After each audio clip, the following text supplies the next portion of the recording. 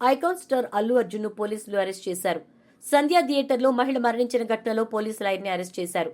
అల్లు అర్జున్ పై మొత్తం 108, 115, 105, 118 red with BNS 118(1) కింద అంటే మొత్తం 4 సెక్షన్ల కింద అల్లు అర్జున్ పై కేసు నమోదైనట్లు చిక్కడపల్లి పోలీసులు తెలిపారు. ఇందులో 105 నాన్ బెయిలబుల్ సెక్షన్ కావడంతో అల్లు అర్జున్ కుటుంబంలో ఆందోళన వ్యక్తమవుతోంది.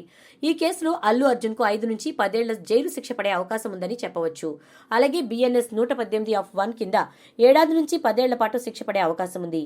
పోలీస్ వాహనంలో అల్లు అర్జున్ ను పోలీస్ స్టేషన్ కు తరలించారు. అక్కడ ఆయనను ప్రశ్నించిన తర్వాత వైద్య పరీక్షలు నిర్వహించి న్యాయస్థానానికి తరలించే అవకాశాలున్నట్టు తెలుస్తోంది. అసలు ఏం జరిగింది ఒక్కసారి చూస్తే పుష్ప 2 అల్లు అర్జున్ కెరియర్ కి బ్రేక్ ను వేసే సినిమా అని చెప్పుకోవచ్చు. నిజంగానే ఈ మూవీ చరిత్రలో నిలబడిపోయే అవకాశం కనిపిస్తోంది. ఈ నెల 5న ప్రపంచవ్యాప్తంగా విడుదలైంది. అయితే ఈ మూవీకి అడుగడుగునా మెగా ఫ్యాన్స్ అడ్డు తగలడంతో మూవీ ప్రమోషన్స్ చేసుకోలేని పరిస్థితి వచ్చింది. అలాగే టికెట్ ఓపెనింగ్స్ కి కూడా మెగా ఫ్యాన్స్ అడ్డుపడ్డారు.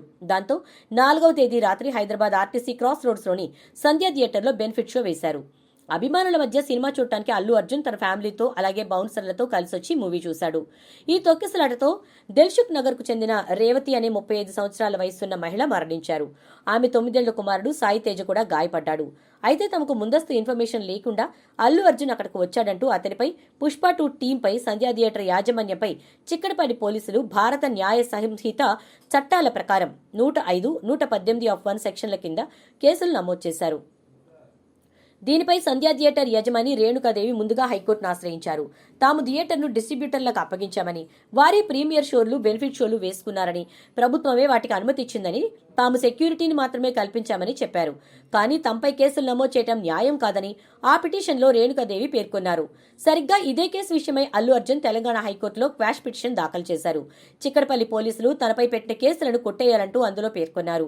ప్రస్తుతానికి ఈ కేసులో థియేటర్ యజమాని, థియేటర్ మేనేజర్, సెక్యూరిటీ ఆఫీసర్ను పోలీసులు అరెస్ట్ చేసి రిమాండ్కు తరలించారు. అయితే అల్లు అర్జున్ క్వాష్ పిటిషన్ను హైకోర్టు పరిగణనలోకి తీసుకునే అవకాశం లేదని, బిఎన్ఎస్ చట్టాల ప్రకారం అతన్ని కూడా పోలీసులు విచారించడానికి అనుమతి ఇచ్చే అవకాశం ఉందని న్యాయ నిపుణులు చెబుతున్నారు.